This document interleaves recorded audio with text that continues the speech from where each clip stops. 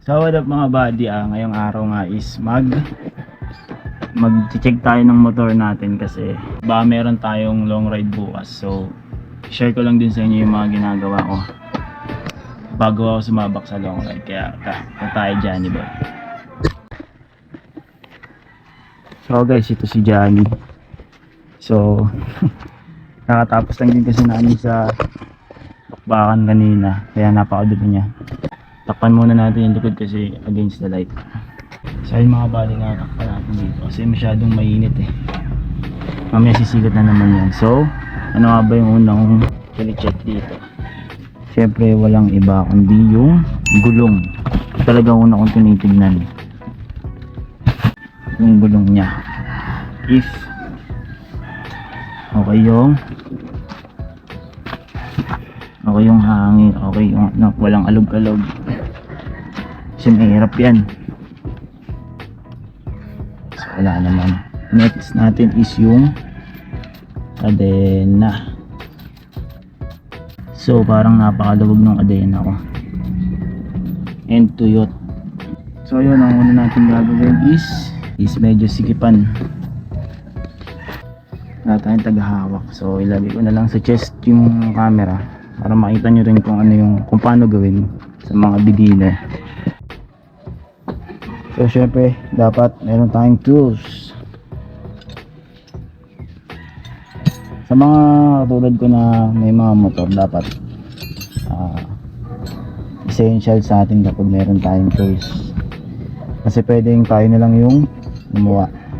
Dito tayo babatak, pwede naman pahin yan. So papaahin na lang natin, alalay lang din. Yun.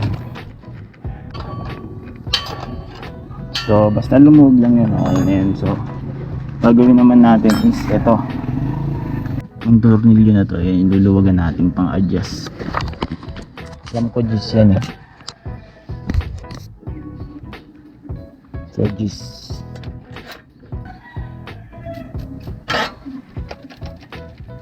dapat pantay din dito. Meron naman kasi yan mga body, may kita dito meron siyang mga guhit dito.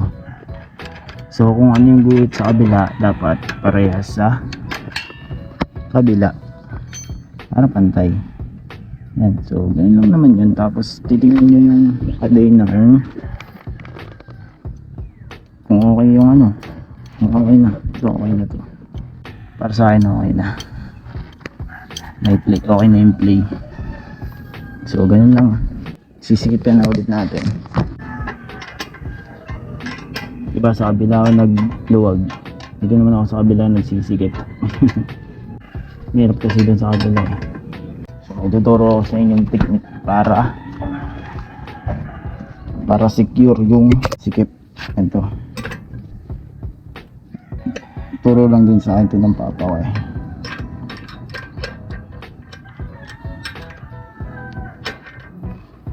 Yan, diba? Ito, pagagantiin nyo yung para pag ginanan nyo may puwersa pa rin siya.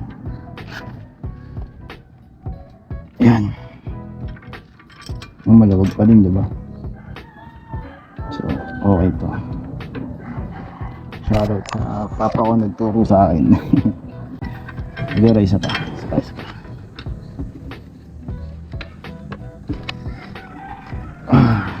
Oh goods. So mga body, okay na yung gulong. Ang next kong chine-check naman is yung brake. Ito yung brake fluid ko eh. Yan, medyo puno pa yan, so walang problema. So yung brake check naman, goods na goods, okay pa naman yung sa akin. So mga body, kapag naman masyado nang malalim to and feeling nyo naman kapapalit nyo pa lang, pwede nyo siyang i-adjust dito. Itong tornilyo na to, ikot nyo lang, kumbaga hindi na siya malalim. Pero yung sa akin okay pa naman, kaya goods pa to. Mga ilang takbo pa to, papalitan ko na rin. So bala ako saglit, kalimutan ko yung oil tsaka yung susi. Kasi ang pangatlong chine-check ko is walang iba kundi yung lights. Check natin. Okay. Okay. Okay. At yung ating taillight, may ilaw din. Pineno.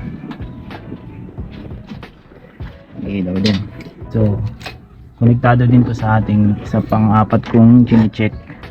Yun yung kanyang nandito yun, battery. So mga buddy, eto naman hindi naman ako kinakabahan kahit maubusan ako ng battery sa daan kasi ang kagandahan kasi nito mga buddy, meron akong kickstart. So yun mga buddy, hindi ako natatakot mawalan ng battery sa daan kasi meron akong kickstart and alam kong makakatakbo pa rin ako. Ayun yung kinagandahan lang ng may kickstart. Kadalasan sa mga bagong model ngayon is wala nang kickstart, so always check your battery. Isa naman sa mga palatandaan yan mga buddy kapag nag-ilaw ka. Ngayon nag-ilaw ka, nakita mo parang kumikisap-kisap na yung ilaw mo, isa yun sa indicate na kulang na yung voltahe ng battery mo. Tsaka yung dito pumapalya, pag nagpo-push start ka medyo pumapalya na. So yun yung mga signs na need mo nang ipa-check mo muna bago ka sumabak, kasi lalo na kapag wala kang kickstart, naku, medyo mahirap yun, lalo na pag sa liblib kaya nawalan.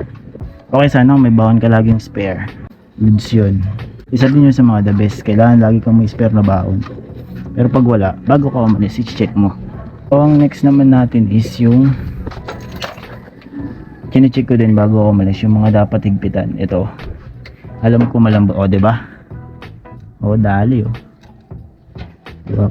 Kaya dapat talaga muna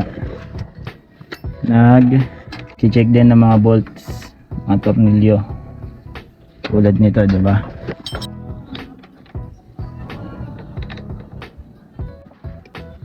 So matilis naman yung isa.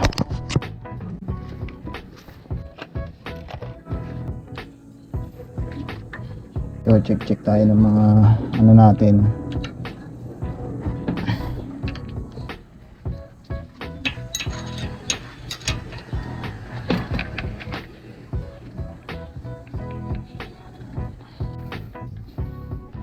So ayun. At ang panghuli kong kine-check mga buddy is para sa akin napaka-essential din, is yung pag nag-check ako ng change oil ay ng langis. Odo natin nasa 526 na, and actually nag-reset na yan, bali naka 1.5 na siya. So need ko talagang magpalit ngayon. Yan, so hindi ko naman siya masyado itong hinihigpitan, basta kumapit lang kasi may o-rings naman yan mga buddy. So kahit hindi mo siya higpitan ng masyado, hindi naman yan agad-agad matatanggal. Basta sakto lang na mahigpit, huwag yung sobrang higpit kasi baka naman mag-crack itong itong mga buddy, nagka-crack kasi ito, kaya ingat-ingat sa paghigpit. Yung sakto lang para hindi masyadong butos auto to. Butas na pala tong pang salon natin ng oil. Tumao. At mga body pala, share ko sa inyo yung ginagamit kong langis. So SICK M9 motorcycle. Ayan siya. Kasi meron ditong scooter. Pang scooter, dapat pag ganito yung motor niya, ito yung pipiliin nyo. 1 liter ako, fully synthetic. And alam ko yung iba nagsasabi dapat synthetic ka lang, yung iba mineral oil. Masasabi ko lang naman din mga buddy, nasa sa inyo yun, diba? Nasa sa inyo yun kung ano yung gagamitin nyo. And maganda performance ni Johnny dito. Marami na akong nagamit na oil, pero ito yung nagpalabas ng magandang performance para sa akin. So yun, kayo naman bahala dyan mga buddy, kayo naman bibili, di ba? Hindi mo na ako sponsor nito, hindi ko kayo inaalok bumili. Sinishare ko lang na ito yung the best para sa akin. So, mga buddy, pag ibabalik nyo ganito ha, just lalagay nyo lang dito yan. Yan. Tapos salpak nito. Okay. Clockwise ang higpit. Sensya na kayo mga buddy, wala kasi yung taga-awak eh. Meron lang akong chest mount. Yan, okay na yan. All goods na yan mga buddy, palag na yan.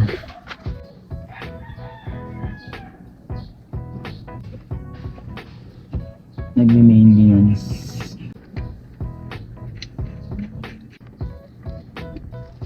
Video mo eh. Ngiti ka muna. Ha? Ngiti ka muna. Nagiging. Sige, dyan lang. Yung gumawa ko ng langis na konti. Lalagay natin dito.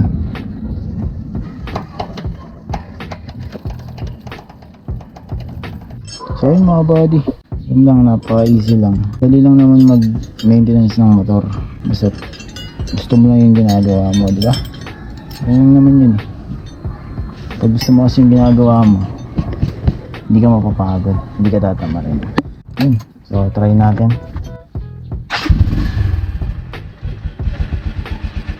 Okay. Swabe lang, di ba? Goods na. Yun lang. So, syempre, makita nyo naman, napakadumi pa. Linis na lang to. Mamaya, lilinisan ko na lang. So, ayun lang mga buddy. So, ayun mga buddy, nakita nyo naman yung mga ginawa ko. Mga basic lang naman yun. Pero mga essential na dapat chine-check sa motor. So, yun. Kung tingin mo nakatulong ako sa iyo mga buddy, please like, share, subscribe. So, yun lang. Ride safe lagi. So, all goods na. Don't catch ka out.